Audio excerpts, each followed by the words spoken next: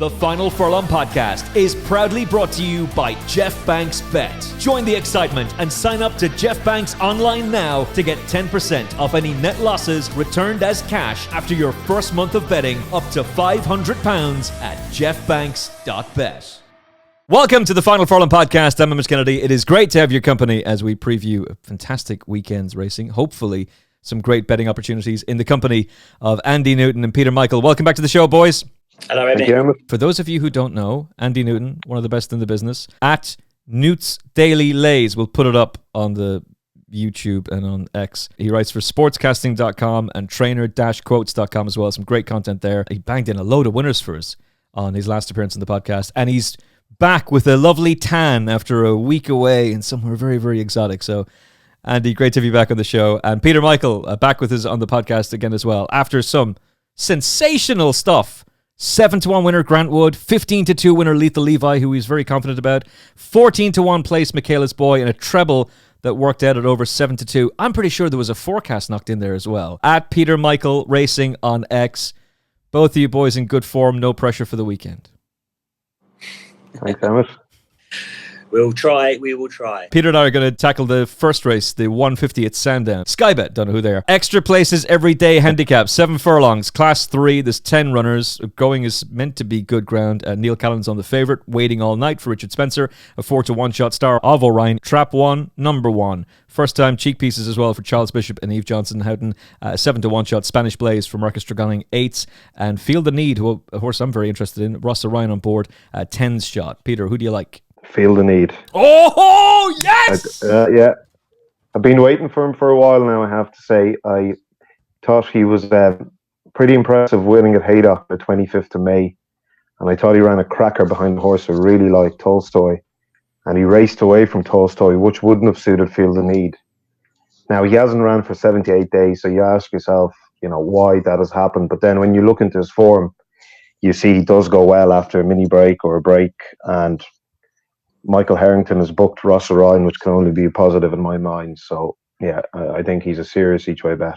My notes from last night was rated 86 for David O'Mara last year, won his first race for nearly 2 years at York in May off a mark of 74. Up 4 pounds, ran a blinder from off the pace at York in a race I covered on TalkSport 2. Just failed to reel in a horse who was on the opposite side of the track. That race has produced 3 subsequent winners, and 2 of his previous wins have come on flat tracks, and he's run well fresh for his previous trainer. Ground should suit. Trip is going to suit, and he should get the pace he needs to run his best. Plus, he gets Ross O'Ryan for the first time. We are getting, with Jeff Banks bet, 10-1.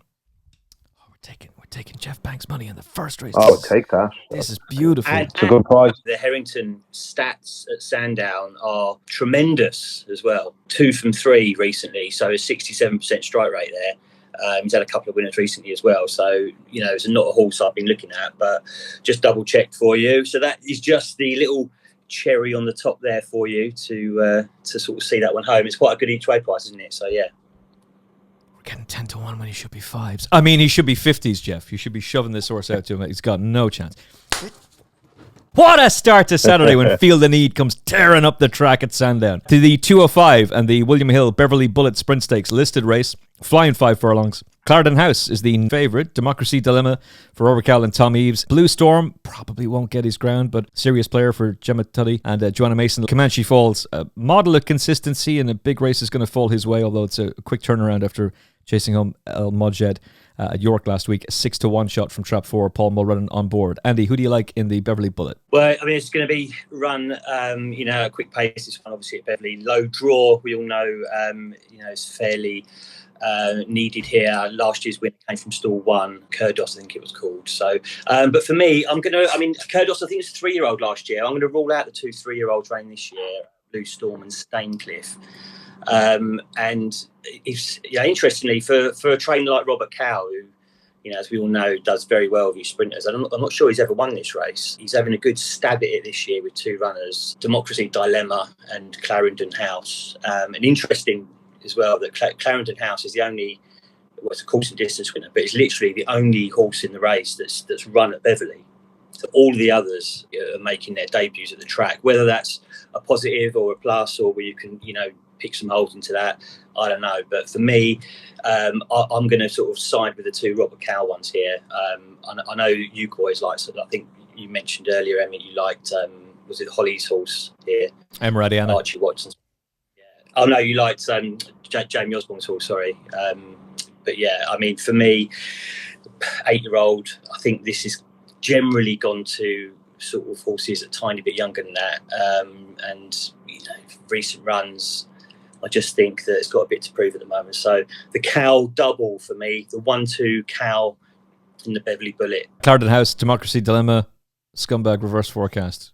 Intriguing one. Peter, what's your thoughts? Well, you were given the odds there. It sounds a bit big. I don't know. Is that the latest prices? 92 the field. Well, it's not. Yeah, it's quite tight. Yeah, geez, 7 in a race, 92 the field. I would have thought it would have been, Clarendon House would have been shorter than that, I would have thought. But yeah, I'm sticking with my old boy Al-Bashir. The outside of the field has it to do in the ratings, but I put him up not last time. I think the first time I was on the podcast at Goodwood, it was probably stupid to put him up at Goodwood. The track was never really going to suit him. I don't think he liked the track at all, but obviously it's a speed bias track, so hold up horse. It wasn't a clever thing for me to do to put him. And last time, just drawn completely out of it. I tipped him up again, knowing the draw was wrong, but he was 25-1, and I was hoping Luke Morris would tack over and then continue going over. He did the first part beautifully, but then for some reason he stopped moving over to the far side, which was the only place he had a chance, and ended up coming back stand side, which he had no hope. So I think Beverley's really going to suit this horse. I can see him absolutely flying up the hill. He does have he does have it to do in the ratings, but I wouldn't have him 12-1 anyway. I wouldn't have him the outside of the field, so I'll be backing him without a doubt.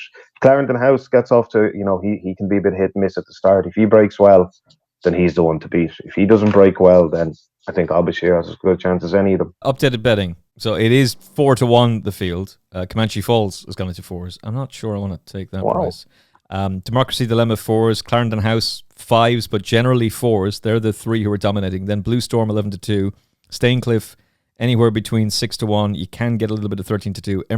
Emirati Anna 8s, and Al-Bashir's 9s. Right, interesting. 4 points between favourite and outsider. Yeah, is that right? Yeah. So it's all got a squeak, haven't they, based on that? But yeah, I think Comanche Falls deserves to be the price he is. I just don't know if I want to be backing him. Look, he's won 3 times a good to firm. He's won 5 times in undulating tracks. 5 furlongs is going to be of interest for him at Beverley because his proven stamina could be a massive asset in this race. But he's backing up very quickly after a big run at the Ebor meeting. I just wonder if he's going to be better suited to the Air Gold Cup. Staincliffe, I'm keener on than Andy is. That mark at 95 might underestimate her. But the one I like is Emirati Anna. Loves good to firm ground. Has won 4 and placed 4 on that surface. Good to soft was no help to him last time out. His prior run at Royal Ascot, only 6 1/4 lengths off of Asafora, Big Evs and Believing, who all went on to advertise that form in various different ways afterwards. Believing very much so last weekend. So that run in a Group 1 at Royal Ascot the other day that's pretty damn good. Kind of another example of how these sprinters are just all much of a muchness. Final selections for the team. So, Peter, you sounded pretty damn bullish about Al-Bashir. Well, I just think he's no 12-1 shot, Emmet. He's up against it at the ratings. He's no right to win the race.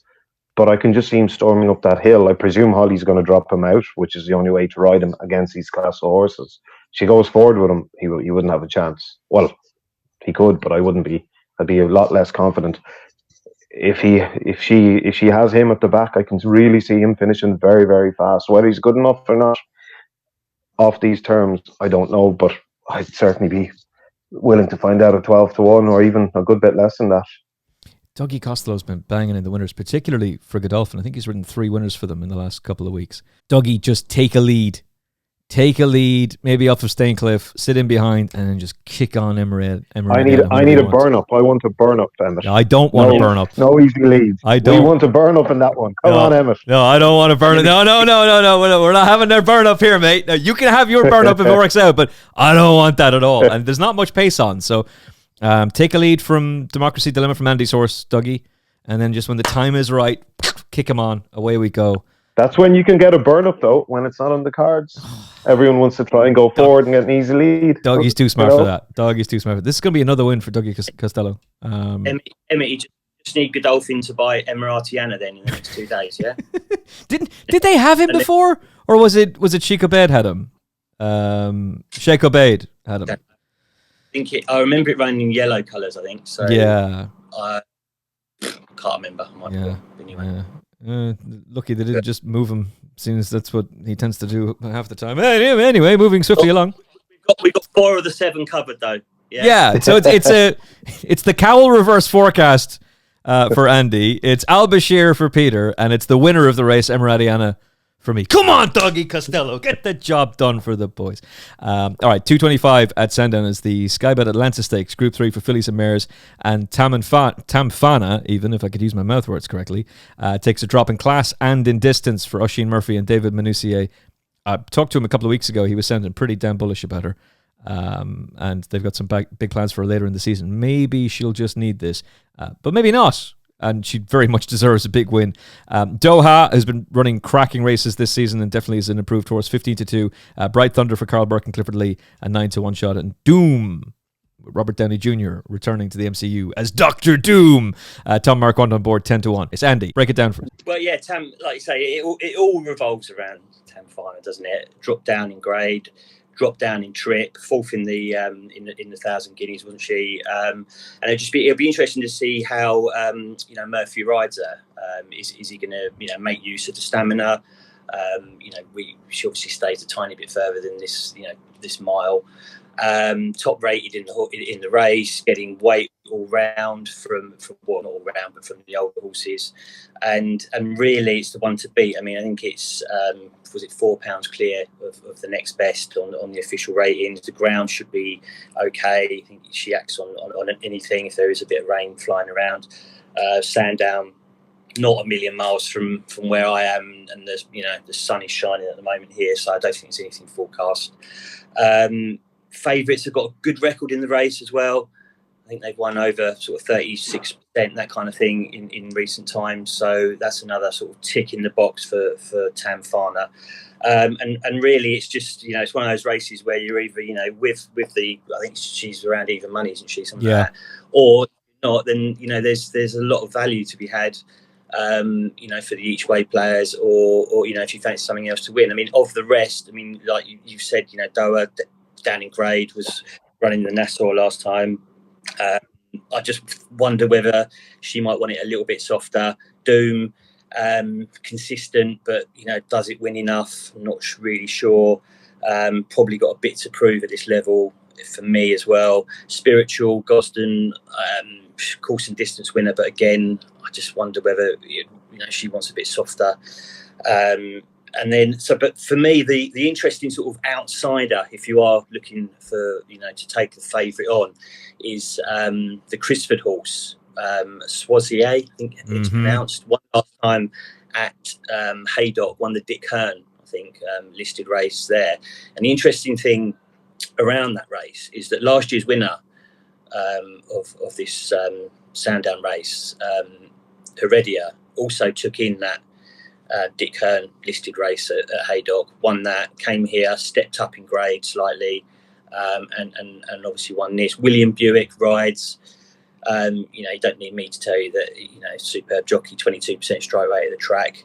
And the only slight worry for me is the form of the Crisford yard at Sandown. I think it's something like 3 from 47, so their strike rate at the track isn't one that leaps off the page. But I think for me, if I'm going to play one of the bigger price ones, it's going to have to be Swazier against Tamfana. But realistically, Murphy's probably going to be guiding the favourite home here, I think, isn't he, Emmet? Yeah, more than likely. I mean, this is a race that Peter probably has the right idea. Just sit this one out. Because this is easily a race you're watching back on Racing TV afterwards on Saturday going, why the fuck did I just include Tamfana in the multiple? It was so easy. She was obviously going to go and win. She got going way too late in the 1,000 guineas. Sorry, Spencer, but she did. Switch to positive tactics. Well, Spencer got going way too late. Yes. Spencer got going way too late. And I don't know what he was doing. Maybe he was doing Coral, is it Coral have the ad that you shake the foam whilst you're riding the horse? Maybe that's what Jamie was doing that day, because he certainly wasn't. I know the trainer didn't blame him afterwards, but I tell you what, that was a ridiculous ride. You just mentioned Coral. Okay. Yeah, he was checking his X account and see what that is. Have you watched the feature that Racing TV did with him? A little bit. It was on TV. I didn't really watch. It was on, but it was on in the background. But like the thumbnail is like being Jamie Spencer, but it's his face expressions. It's like dour. He's what? It's not appealing to click on. He's a fantastic jockey. That was not a good ride. It just wasn't. And I don't know. Maybe you look at it and think, oh, she's 33 to 1 shot. Like, just be thankful she finished in the top 4. No. But anyway, moving swiftly along. Change in tactics didn't really change a whole lot. She was still beaten in and around the same distance in the French Oaks, and then they've tried her over further in the Grand Prix de Paris, and she's just come up short against, to be fair, the second favourite for the Arc and now the favourite for the St. Ledger. So that form all looks good. I just wonder if she's ready for this. Like, there's going to be bigger targets. Maybe she just outclasses them back down to a mile. But she'll have other targets later in the season. I can't let Doha go off here at 15-2, and this is just a flaw in my makeup.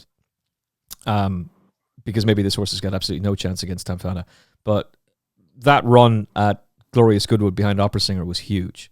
Like, she's made up an enormous amount of ground from basically stone last over 10 furlongs in the Group 1 Falmouth Stakes. And she's never threatening to win, but she's closing all the time. It's a really, really big performance from her there. Obviously, that form has been franked by See the Fire coming out at the York Ebor meeting and winning a Group 3, and Opera Singer's third favourite for the Arc now. So if you're with me on that at 20s, great. I don't think the 8-1 makes any appeal. Prior to that, she'd won the Kensington Palace at Royal Ascot. She had to give first run to the smart Canafran when coming up short at Pontefract, and made up a lot of ground from the rear of the field to get fourth in that Nassau Stakes as well. Drop in trip, drop in grade, good to firm ground she's won on before. She's a daughter of See the Stars and Trev, both Arc winners. She's clearly, I would say, capable of better. And Hector Crouch, Rafe Beckett. Beckett's horses are in flying form. Doha for me, 15-2. I think that's a very, very, very fair price. She'll be in all the multiples. And maybe afterwards I'll be saying to myself, why didn't I just stick with Oisin Murphy? What a fool. But at 15-2, I'll take Doha. The Final Furlong podcast is proudly brought to you by Jeff Banks Bet, where tradition meets cutting-edge technology, and with major flat racing festivals on the horizon and the new jump season about to kick off properly, it's time to leave behind the corporate bookmakers who don't value your loyalty. At this point, you've got to be fed up of their restrictions, endless affordability checks, and losing out on incentives just because you dare to win a bet. Jeff is the bookmaker fighting for your right to bet, giving you the freedom to enjoy British and Irish racing the way it should be, and you can watch all that racing on the Jeff Banks Bet app. So say goodbye to bookies who want you to lose your hard-earned money on their online casinos, and say yes to unbeatable odds and a bookmaker that truly values your custom, Jeff Banks Bet. Final Furlong podcast listeners who sign up to Jeff Banks online using the promo code FFP500 can get 10% of any net losses returned as cash after your first month of betting, up to £500. It's an offer you won't see anywhere else. Visit jeffbanks.bet today and enter promo code FFP500 and join the excitement. That's jeffbanks.bet using promo code FFP500, because your betting experience deserves more. 240 at Chester. This is one for you, Peter. Percy's Lad for friends of the show, Daniel and Claire Kubler, who are having a fantastic season. 11-2 with Richard Kingscott in the saddle. Carry the one. Finally got it done. Was it the Racing League he won at? One of the few to actually benefit from the Racing League. And then came out at the Curragh Cup and managed to place again as well. He was a horse we talked about for that weekend preview. So he loves the Curragh Cup and the Racing League. All right. He's a 6-1 shot. Under Siege, Roundra Balding is 7s. And Yennefer is a course specialist at 8-1 shot. All right, Peter, take it away. 16 runner handicap in Chester. Going is good, so there's not much rain forecast, if any, because Chester is a funny track, as we all know. On good to firm ground, you really do want to be handy enough. But if it's soft ground, often horses finishing on the outside late and fast are the ones that you're looking for. So going with the ground we've had, I've been looking for something that's obviously has a decent enough draw and is not going to be a million miles behind the pace. And the one I'm going to go for is Yennefer. As you say, he's got. Is it a he or she? Here we go again, Emmet. It's a he. Yeah, it's a he. Yeah. It's a he. Yeah. The course form reads 1-8-2-3-1. When he wins a race, he tends to follow up. He's won, I think, 3 in a row, then 2 in a row, and 2 in a row. He's won last time out. Before that, he was second to a horse who I just spoke about that I like, Tolstoy. That's a form again that links with the first horse I went for, Feel the Need. So I think he's bringing solid form in to this race. He's got a good draw. I can see him tracking Percy's Lad, turning in, putting pressure on him and hopefully picking it up. Obviously, there'll be closers coming out the back, from the back. Yeah, I think this horse is set for, a big run, whether or not, he's 6 going on 7, 93. I think that's his highest mark he's been off. So life is not getting easier for him, but everything's set up for him to run a big race and he should be thereabouts. So that would be the one I'd be going for each way. I had a slight interest in Divine Libra, dual winner at the track, went close off this mark when narrowly denied by Carry the One and Curragh at Newmarket. Didn't get the best of runs at Royal Ascot, then blew out at Newmarket 2 starts back, which is kind of unusual for him, and dropped £1 after a decent run at Ascot last time out. His form at Newmarket in May makes him very interesting at a double figure price, but going through this last night, Yennefer was the one that interested me more. And maybe this means I just go with Peter, or I sit back and watch it unfold. I think Kieran Fallon's a good jockey booking. I have a concern about the Charlie Hills team. There's a few trainers who are not quite firing at the moment, and I don't know what to make of it. Hugo Palmer is one, and he took out his big 2-year-old for the 335, which we'll talk about in a few minutes. But Charlie Hills, I think he only had one winner in the last couple of weeks. Now, you could say it's not been too many runners. There's only been 18, and he did have a winner on the 26th, but it's just there's something not quite right there. You just need an awful lot of things to be firing. So Yennefer, 8-1. Let's just keep it simple and go with him, shall we? 3 o'clock at Sandown is one for both of the boys. It's the Sky Bet for the fans handicap. Yeah, for the fans, indeed. Does that mean if you're playing their casino, is that what they want? Is that what their version? Oh, whatever. Balamakalala is a 2-1 favorite and 9-4 in places. Involvement, very interesting horse for the Crisfords, 5-2 shot. Although Andy's stat about the Crisfords at Sandown has just frightened me a little bit. And Sean, another very interesting runner, 4-1 for the Osbornes. Peter, take it away. Sorry, I was just watching the 4:30 there. Andy, take it away. Second to get up. He's not getting up. No. Did it win? Yeah. Did your horse win? Did your horse win? No, didn't win. He didn't. He was a bit disappointing. Well, I kind of admire the fact that you're not going, getting real animated, because that would be me watching a race live. I'm used to that. Very, very rarely do I just sit there stoic, like, yeah, whatever, that's okay. You don't mind. Look, look, as people who've been, I'm sure we've all been betting along for a long period of time. We're used to backing a lot more losers than we were winners, So. Yeah, that's the sad reality of racing. Trainers, jockeys, owners, and punters alike. You will have way more losers than winners. That's why you need to celebrate the wins when they come. Absolutely, and especially as an owner, when you have a winner, you really have to celebrate it. Yeah. Going back to that race, I thought it was a tricky race. I think how many are in it? There's only 7. The favourite, the joint favourites now, Balmacara should probably dictate. Brings the best form possibly into the race. I know he's not the highest rated, but that last run behind Persica, they were 13. What was it? How many lengths were they? They were 13 lengths clear of the third, which is serious going. I know it was on soft ground, so things can be exaggerated. I would imagine that he's going to dictate with Charles Bishop up front. I don't know if he's a good front-running jockey or not. He's not my favourite jockey, to be honest. But shots fired. No. Look, you have to say that it is. If you're backing a front runner, it's important the jockey has a clock in his head, or she, because there's some brilliant female jockeys from the front as well. Balmacara, I think will dictate. There's a few there with chances. Possibly, I would say Balmacar is the one to beat. A horse that slightly interests me is the 66 to 1 outsider, Sierra Blanca. Now, Martin Mead, I don't know what's happened to that guy, because he's a trainer that if you fancied a horse and he was training him, I always saw that as a positive. But I think his stable has dwindled over the last few years. I think he's only had a handful of runners this year or this season. Pop quiz. I'm not sure. Pop quiz. Have a guess at how many runners he's had. I don't know. Not much anyway. 7 runners from 5 horses. Blimey.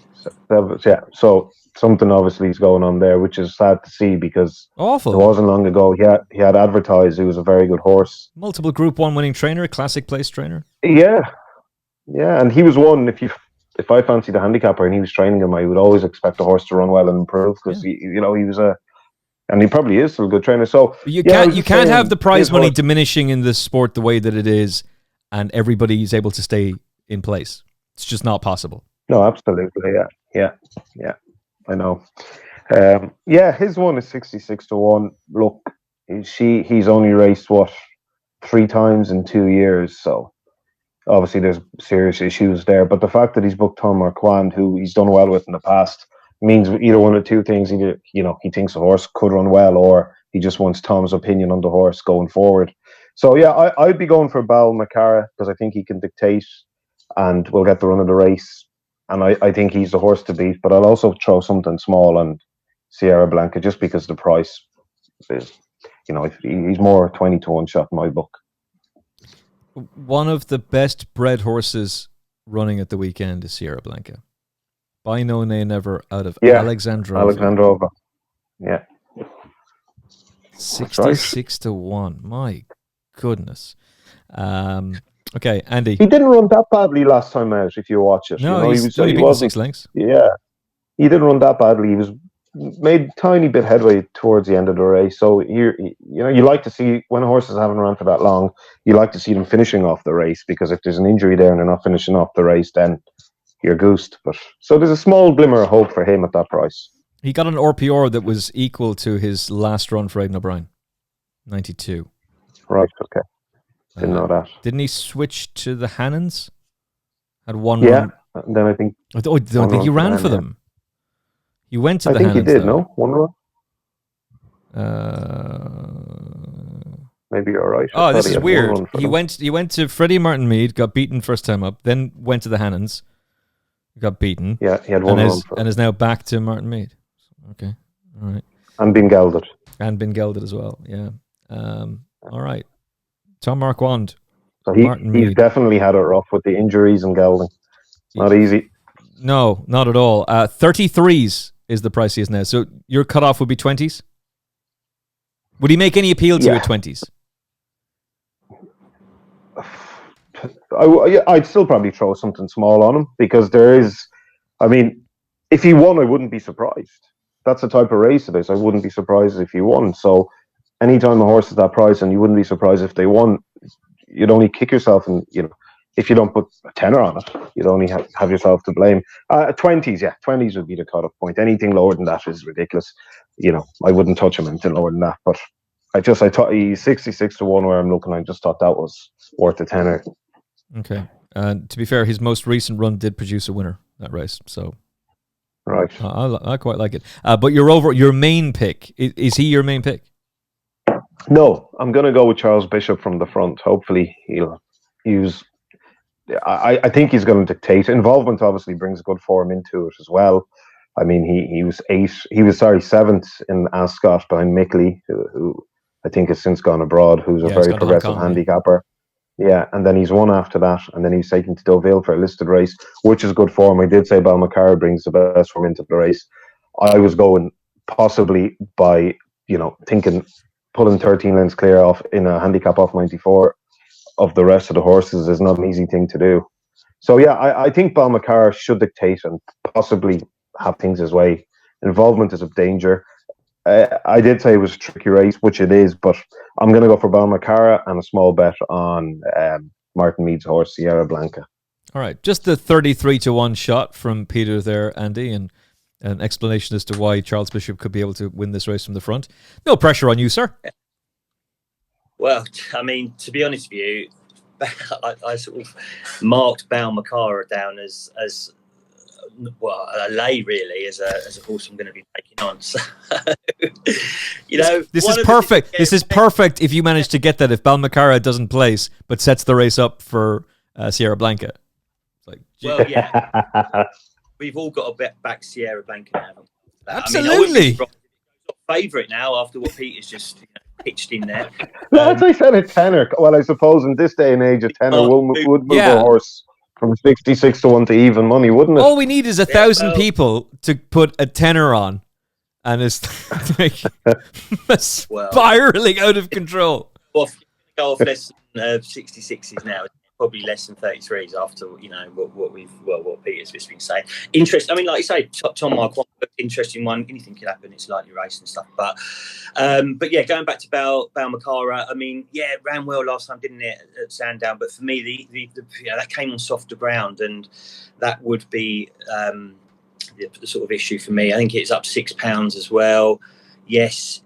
Yet to finish out the top 3, so consistent. The Yard actually won this race as well a few years back, 2019. So that's a plus. But the sort of negative surrounding the Yard is that their stats at Sandown pretty similar to the old Crisford strike rate. 3 from their last 51.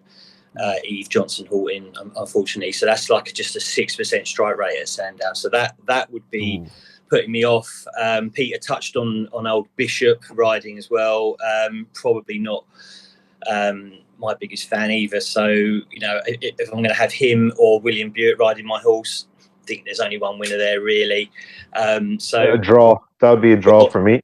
I'm only messing. I'd have Buick over Bishop. Buick was awful in Saratoga the other night, by the way. But not by much, though. But aside from that, he is a class jockey, obviously. And Charles Bishop is very good too, by the way. He's catching strays here, left, right, and centre. This is crazy. Sorry, Charles or Charlie, or whatever. But yeah, I mean, it could be one for the girls. I mean, we got Safi and Hayley riding in the race as well. Safi rides Sean. Problem I have with that one, a lot of weight.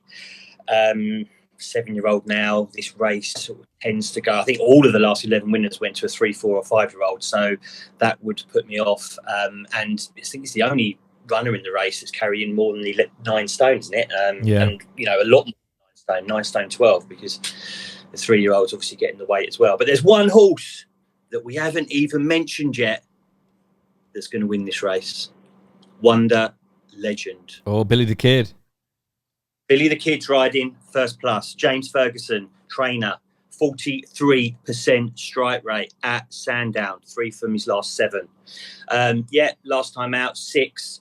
I think that came at Goodwood, and that was back in May. So it's coming off a 3.5, 4 month break.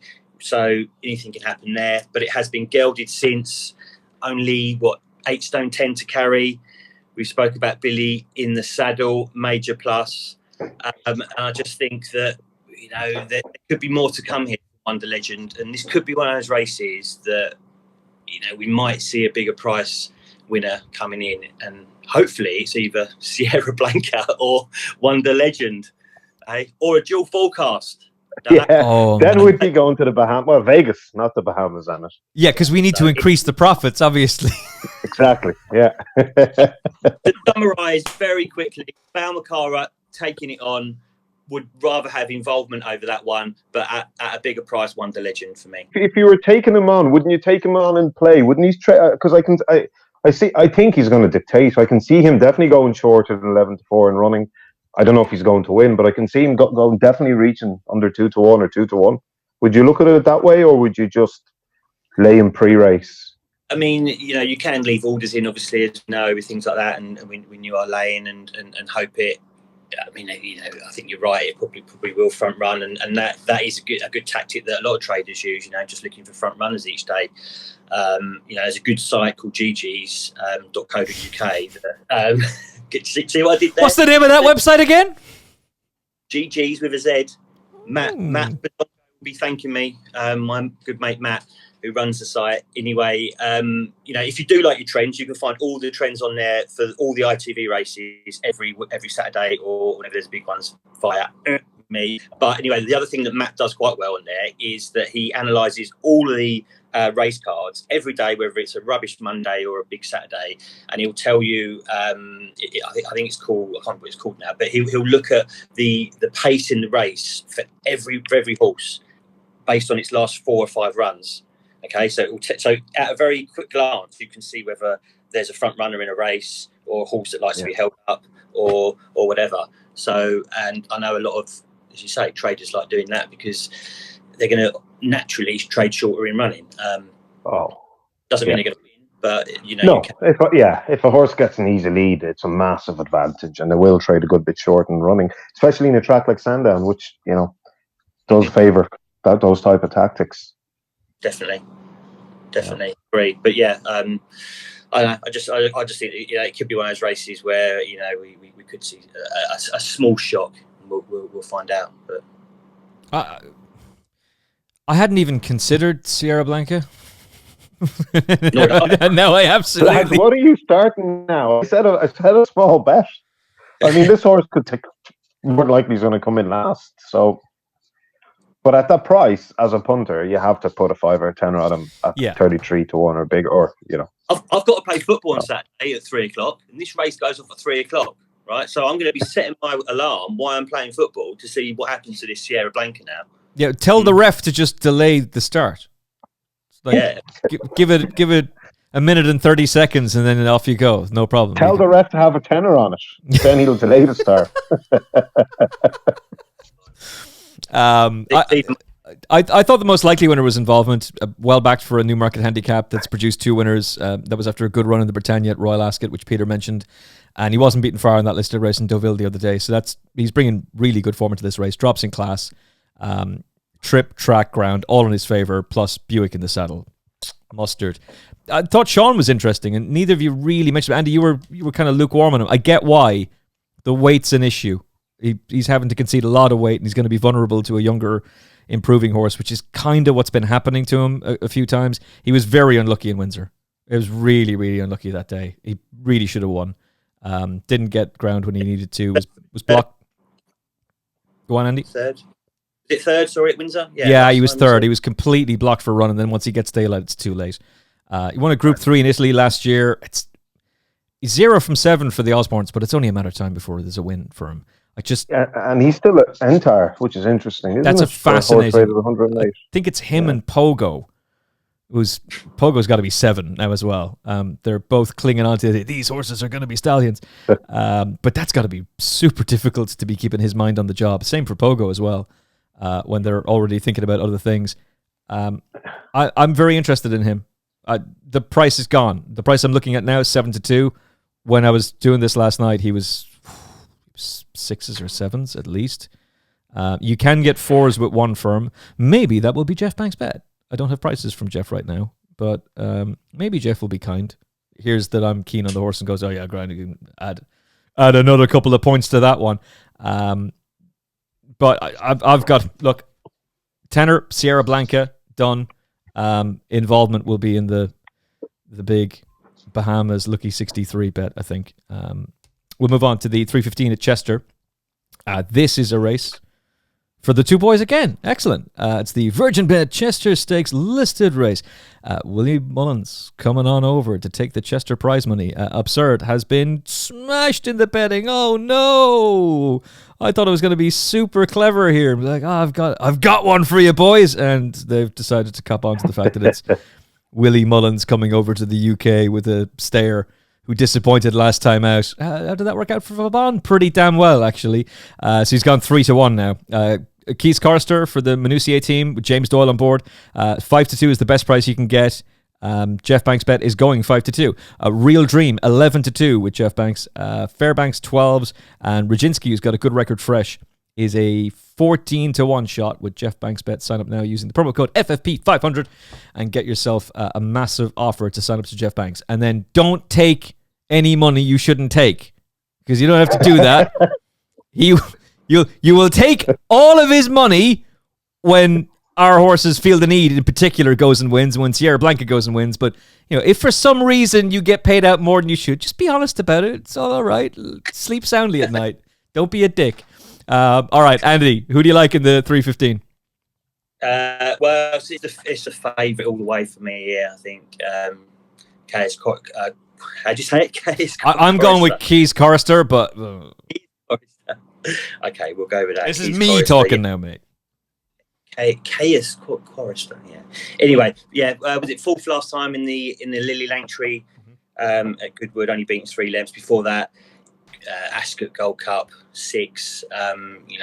Clearly didn't really get home that day. Ground will be fine. I just think James Doyle catches the eye. I think it's the first time that he's ridden the horse as well. The yard are going quite well, and also being a mare, getting £5 off the others, all of the others in the race. I just think that there are a few minor question marks against some of the others. Obviously Absurd, no major question marks there. County Hurdle winner, obviously Ebor winner last year, warmed up for this last time with a decent run as well in the Ledger trial, I think it was. I'm not sure, can't remember now. Slight upgrade in class, but as you touched on before, Emmet, has beaten some of these before as well. So interesting that Mullins brings it over. Obviously Elliot, another big Irish jumps trainer, bringing over Samaru as well. Ran at York last time out, up in grade. Not sure about that one. Dream Team, stout horse.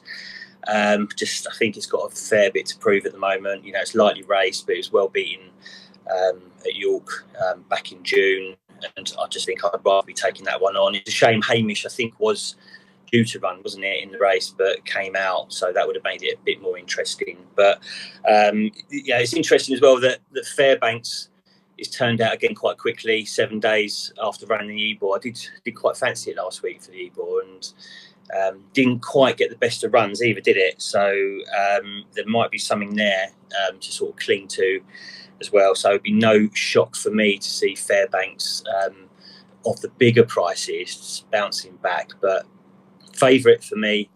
I'm afraid Emmet this one, and I'm not going to try and say the name of the horse again, right? So the James Doyle 8 horse in the 3:15 at Chester. Let's just go with that, shall we? Or say the name of the trainer either. David Menussier. He's a lovely guy, actually. He's good fun. I'm looking forward to talking to him again very soon, hopefully for Talk Sport 2. It is interesting that Fairbanks turns out very quickly, and Andrew Balding's team in spectacular form, 13 winners in the last 2 weeks, at least at the time of recording. Peter, I just think Absurd wins this. He beat a lot of these horses in the Ebor last year, and he was giving most of them weight. And Vauban was disappointing behind Tower of London, but then turned that around by going and winning at the Ebor meeting, and apparently he's headed back down under. This fellow was woeful behind Grosvenor Square the other day. Woeful. It was good for us, though, because that was your big Aidan O'Brien double. Don't complicate your mind. This is real simple. Of course, Continuous and Grosvenor Square are going to win. Don't ask any questions. Just consume product and get excited for more bets. And you were 100% right. But only 14 days later, they're turning him out. He has finished first or placed in all 5 starts after a quick turnaround of between 15 and 25 days. This is 14. That's not going to be a problem. Trip and track are going to suit. His best form is on left-handed tracks, flat left-handed tracks. He gets that. He wins. Well, he doesn't. Yeah, no. Well, look. I mean, you were talking about the last race. He was pretty poor. I remember doing the show when I put up the O'Brien horse with Alazi, the treble, and afterwards, I think it was after the show or the next day, I heard Paddy Mullins being interviewed about Absurd, and he said the horse goes there with every chance, and they think he's going to run a big race. And I was thinking to myself, the Grosvenor Square is not valiantly. He's not like he's a poor price now if that horse is rocking up fully fit, but he was absolutely woeful. Now I didn't look at him during the race. I was concentrating on the other horse. So I don't know if he was given a hard time. I don't imagine he would have been. But if you're just looking at the form, beating 31 lengths, 4th to 5th, I don't know how far. How far did the winner win it by? Hold on, we'll just 13. check. Obviously, he won by 20 lengths, Yeah.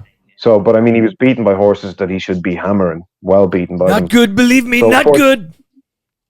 Well, I mean, 14 days later, like, it's hard to fancy him, but Willie Mullins, of course, if he's bringing... I think they're going again for the Melbourne Cup. That's what they were saying, even though Mullins had stated the horse was a non-stare. But obviously, as they get older, there's more likelihood that they can stay further. I have to agree with Andy here. I think Keys Corster is definitely the one to be on. I think she should win. I think James Doyle is a positive. Obviously, 2 runs ago, put a line through that. Bernard de la Sayet, he's another one I don't like.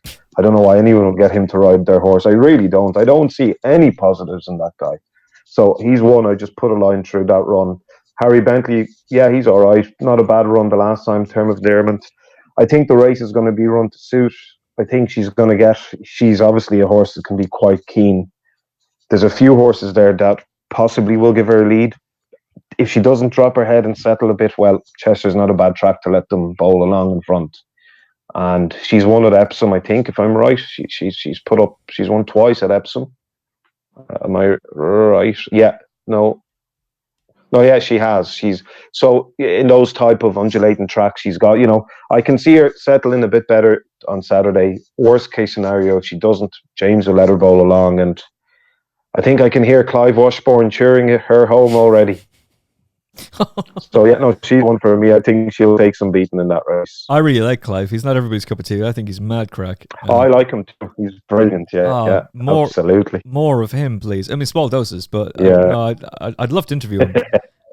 He just seems like a lot of fun. I'm just going to very briefly mention another one because I've got an appointment to get to. It's been a fun day. But Radzinski goes very well fresh. Specifically 6 runs off a break of 60 days or more, 4 wins, 1 place, and has run very, very well at the track. He's been 3rd and 5th in the Chester Cup off the top of my head. He just might come into this a little bit underestimated. Could be one for the forecasts and the tricasts. Screw the 2 boys. I'm sticking with absurd. I'll show you.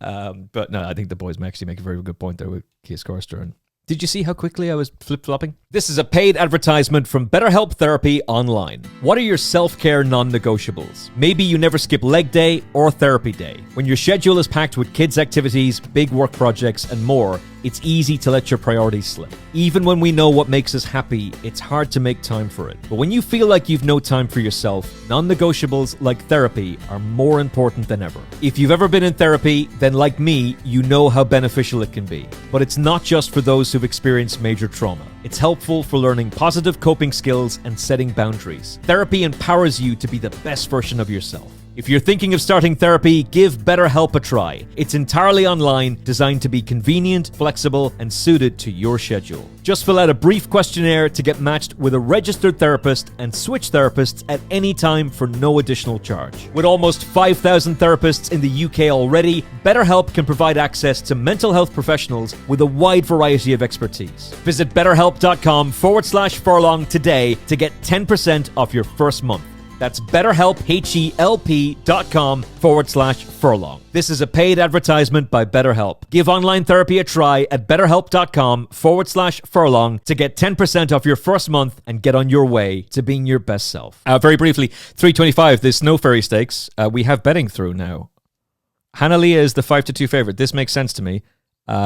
Didn't expect Wingspan to be as big as she is, though, at 7-2.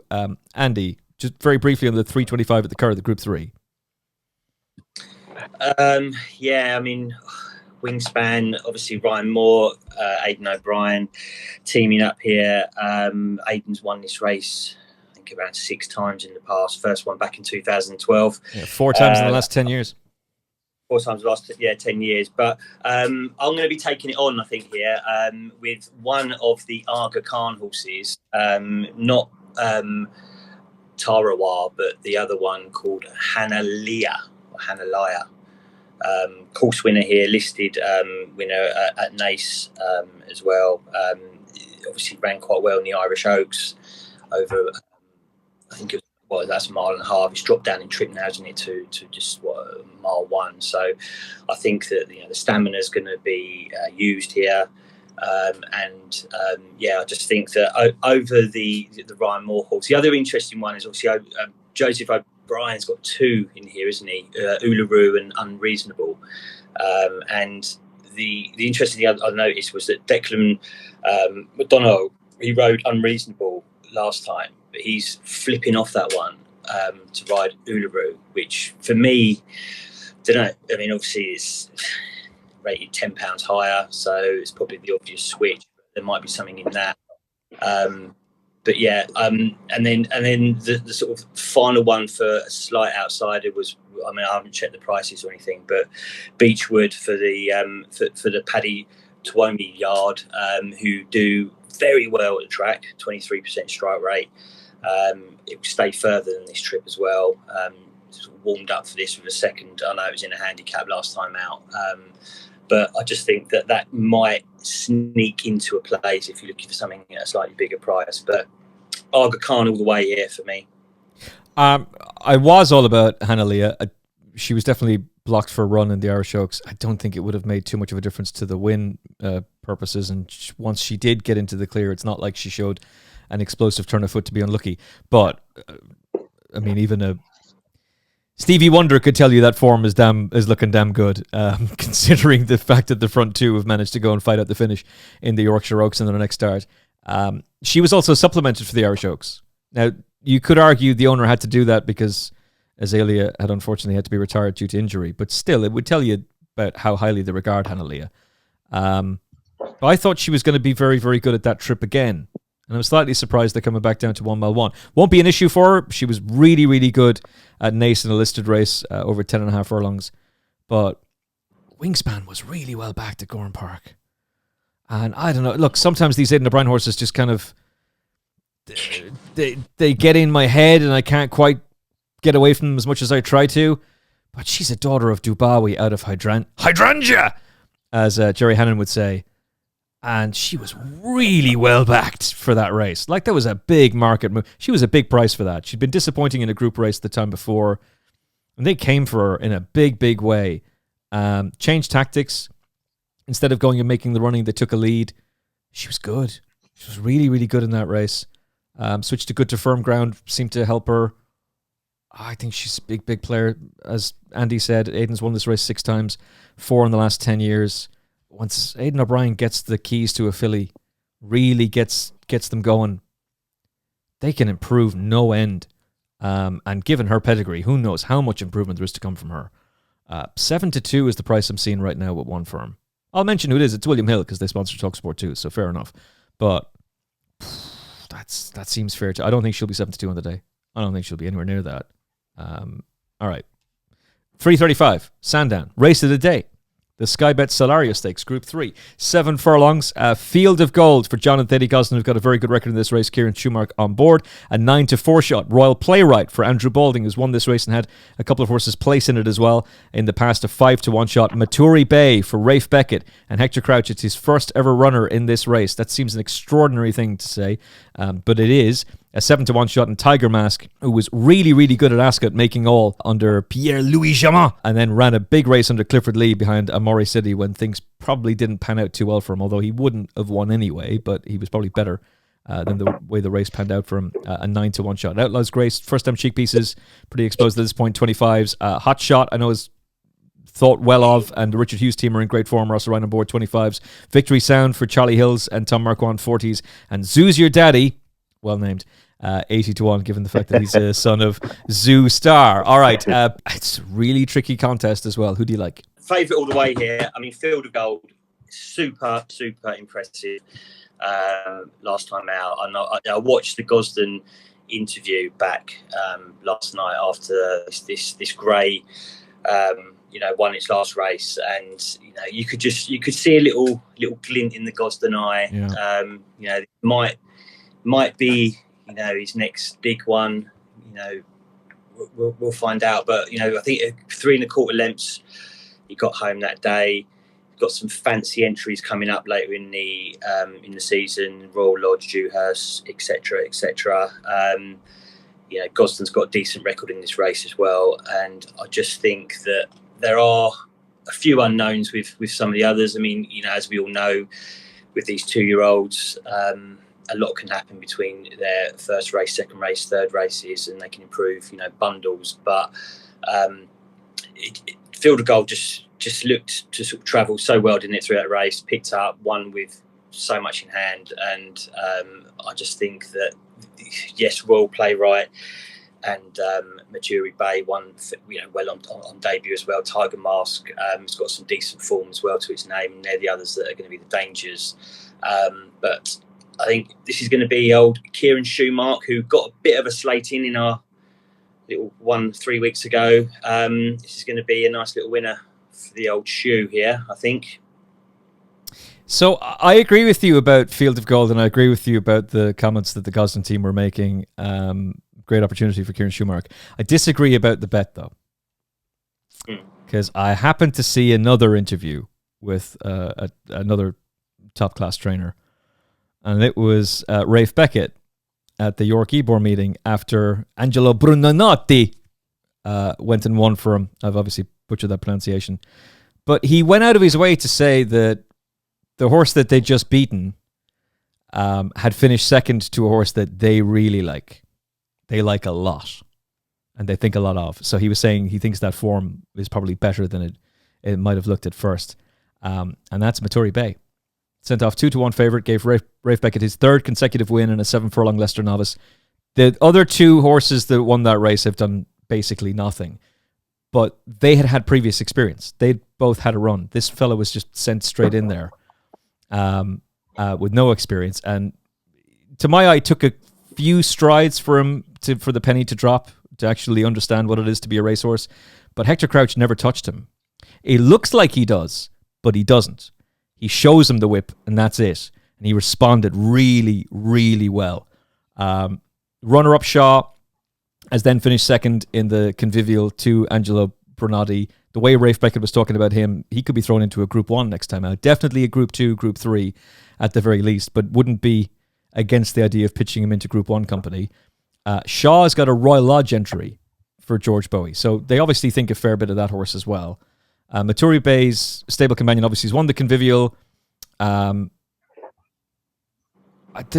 an awful lot to like about this fella. He's entered for the Royal Lodge, he's entered for the Dewhurst.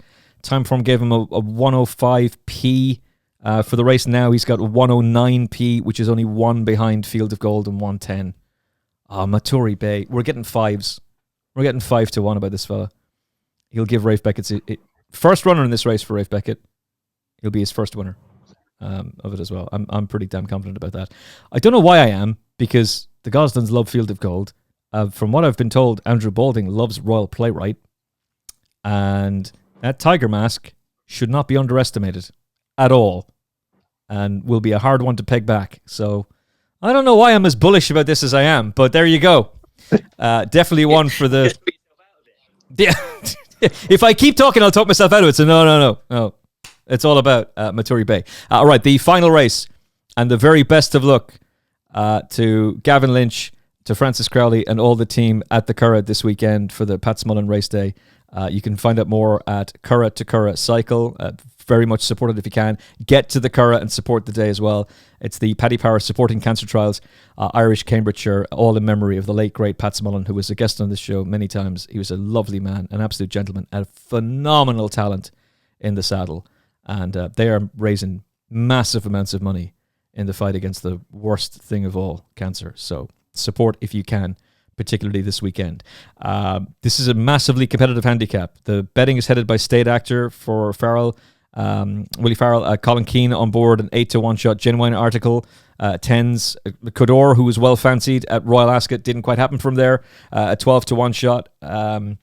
Peter, break it down for us. I think I've got an interesting one. I think he's maybe he's a little bit too obvious. Maybe, I don't know. But who do you like here?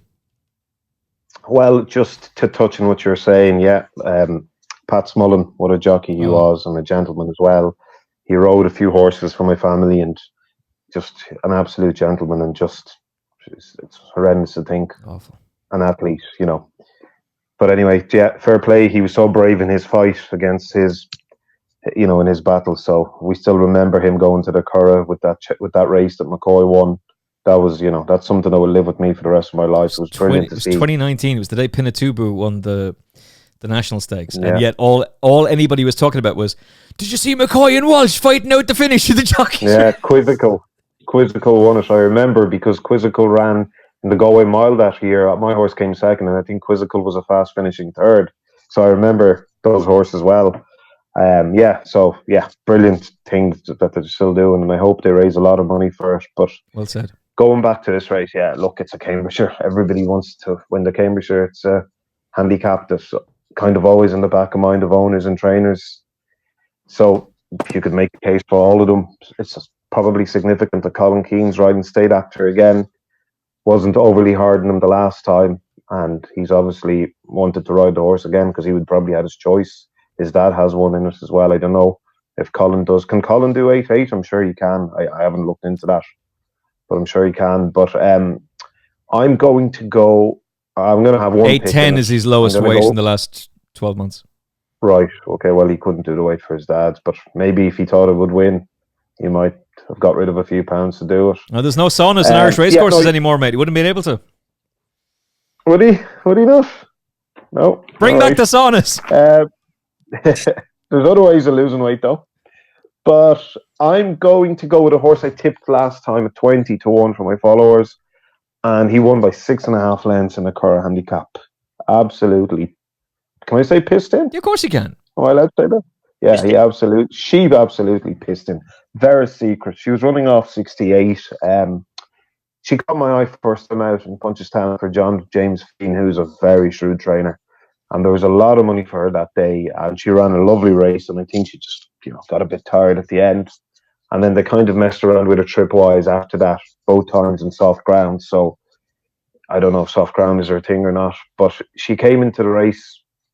She came into this season, into that race, quite unexposed, and I thought 68 was a lenient mark. And it wouldn't have surprised me if, she could have gone two ways. She could have gone the way she did, or she could have just, had gone backwards as a 5-year-old from last season. But she just, she got an easy lead, but that was nothing to do with her winning. When Nathan Cross shaked his hand, she just went clear, gave her a crack. She picked up for that again. Now she's been raised. What did the Irish handicapper raise? £17, which is a lot. But for the Irish handicapper, it's not. I've seen worst horses getting raised that amount for lesser, easier victories. So in a wide open handicap, and we have to emphasize the wide open handicap, that's the one I'm going to go for. And I think she'll run a big race. I'd be looking, and I'd advise anyone betting in it to look for something that's not going to be held up, because it's not easy to make up ground at the Curragh. So look for something that's going to be in at least the first half, preferably in the first third of the field, tactics-wise. And she should have, I'm hoping they'll ride her prominence again, and there's every chance she can still be competitive off 85. So that's my one. Can I just counter that slightly with, it's going to be a very, very strong pace, or at least on paper it should be. So you might not want to be anchored at the back of the field, but being held up might actually be an advantage if they go mental. Yeah, I definitely see your point with that. But still, I'm trying to, I wouldn't know because I didn't look into it, but I don't, over the last few months or the last couple of years, I can't envisage or try to remember many horses coming from far back at the Curragh over that trip, or any trip for that matter. Now, there are races the finishers do win, of course, and that's the perfect type of race for a finisher to win, but there'll be few and far between that horses come from last to first at the Curragh these days. Yeah, last year's winner, Cordor, who I should have said at the start, he was definitely held up. Oh, I'm pretty sure, wasn't Bo Pedro? Bo Pedro was held up as well. But they were more like midfield. Midfield's okay. You wouldn't want to be for too. Well, that's what I think. But look, you're proving me wrong already, Emmet. No, but I think it might even be exclusive to that, because if I watch the Curragh every time it's on, obviously, as do you. And if you're watching the Curragh on a regular basis, then being on the front end can be a massive advantage. And you can't work it out because it's such a fair track. So how does it play out like that? It doesn't make sense. But I just wonder if there's something about this race that, because it's a big field, everybody's trying for their lives, and they're taking each other on up front, that it's then setting it up for horses to come from possibly. Yeah, I see your way of thinking. Yeah. It's almost like a double bluff thing, to a certain extent. This is a justification for my selection, but I'm going to let Andy have his pop here as well. Andy, 435, the big one, the Cambridgeshire. It's a pin job, obviously, isn't it? With the amount of runners in there. Ryan Moore not riding for Aidan O'Brien, but that's sort of fairly understandable. Outsider. Oh no, Aidan. He is. I think he's riding for Joseph, isn't he? Oh, sorry, you're right. He is. Sorry, I'm kind of fascinated by that actually, because it's a Coolmore horse, but it's not a Coolmore horse. It's a Michael Tabor horse, and only Michael Tabor. He's an American Pharaoh, and he's a gelding. Well, Tabor doesn't really. It's not the lads. It's just Michael not Tabor. the lads. It Not was the the lads, lads, but yeah. it's not now. And why is Michael Tabor messing around with a gelding? It's like, he doesn't do that. That sounds like a card game or something. They've all, and he's come out and he's won it in the card, whatever. They also moved him. He was with the Crisfords. He didn't wear the wife silks either. It wasn't the black and white silks. He was with the Crisfords, won a maiden for them. He's gone to Joseph. He's done very little, nothing, in fact. But he was sent off favourite for his debut at Dundalk. I just find it weird that Michael Tabor is messing around with the gelding, unless there's a plan afoot. There's a plan. Well, I mean, Ryan Moore 12-1. It's going to draw the eye, isn't it? I mean, did he have 4 winners last week at the Curragh? I can't remember now. I think he did. Yeah.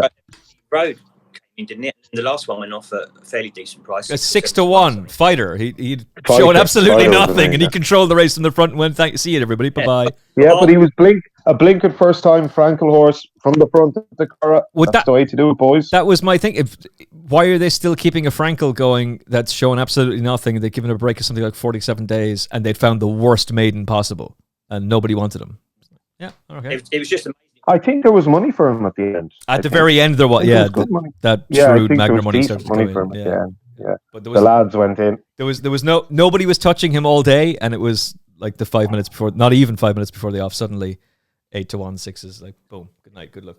I mean, especially after the three other winners, I know Bedtime Story was short, but there would have been a lot of people in an acca like the old like Officer and Henry Matisse had done it nicely, and an odd one. Yeah.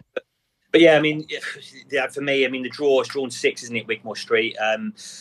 Probably the stats point towards maybe a slightly higher draw in this race. It's not massive, but 6 of the last 8 have been drawn 13 or higher. So, if you want to sort of carry on with that trend, that will knock 12 of the runners out. So we go 13 or higher. Bad race for the favourites as well. No winning favourite in the last 10. Obviously a tight betting heat. So at the moment, I think State Actors sort of clinging on to the favourites' berth, but that could easily change with, last year's winner, I think, is just behind Seagull as well. Ground would be a bit of an issue, I think, for that one. That's drawn low as well. And I think last year's winner is drawn 9. So, there are some things to cling to take those two on. State Actors drawn a bit higher, 23.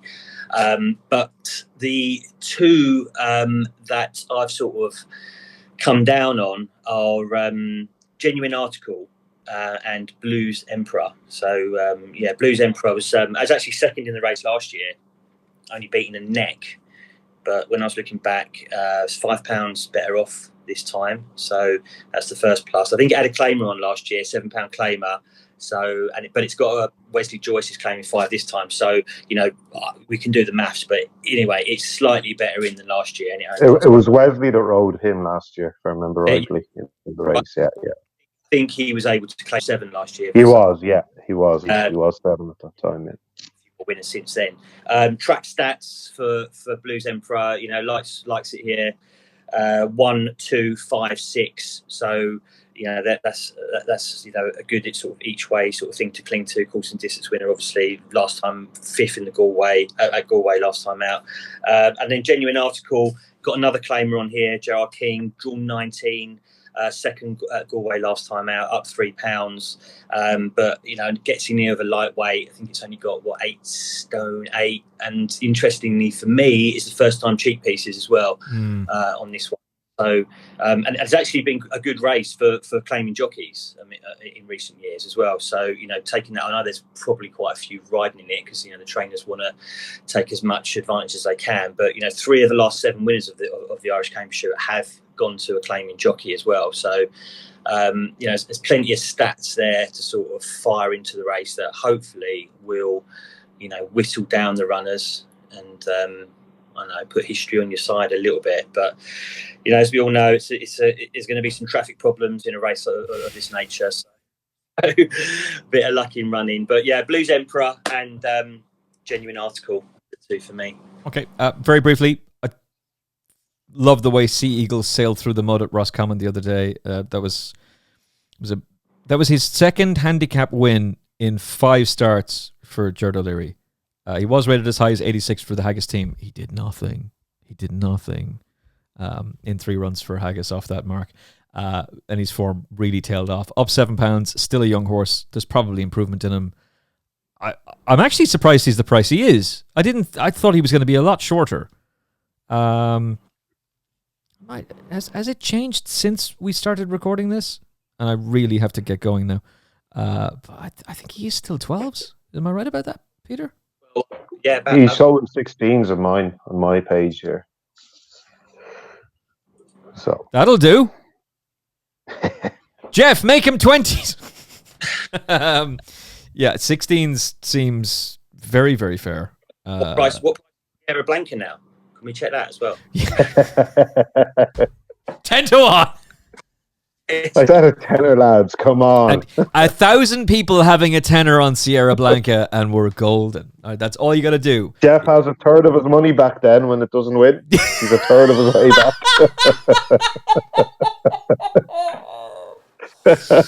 Oh, man. What a scummy thing to do, though. Seriously. I know. You weren't given 50 quid extra, and you're like, oh, okay, it's Paddy Power, screw them. It's a independent bookmaker, and you're paid that much extra. Absolutely, yeah. Jeez. Yeah, no, that's ridiculous. That's insane. That's bad form. Anyway, final selections, Peter, for you. Very secret. Who is available at 14s currently? Yeah. Look, to be honest, it's a type of race that you're probably going to get everything a bigger price. Even though I think that's a good price for her, I do, and I'd back her at that price without a doubt. But you probably, especially in the exchanges, you'd probably get 20 to 1 the likes of her. You would think so. Andy, you're 2 against the field? Blues Emperor, Genuine Article. Okay. Both in form. I think Wigmore Street's interesting. Just why are they messing around with the gelding? I don't know. If that horse comes for money, I wouldn't be surprised. But the 16s Sea Eagle. I think I might be on. Yeah. The 16th Sea Eagle. That'll do for me. Okay. Naps of the weekend, please. This would be great if we could do like a patent or a Lucky 15 if we're all in different races. Andy. We all know what Peter's is going to be. Don't we? Come on. Oh, if he doesn't, that'd just be magic. Andy, who's your nap of the weekend? Sierra Blanca. No.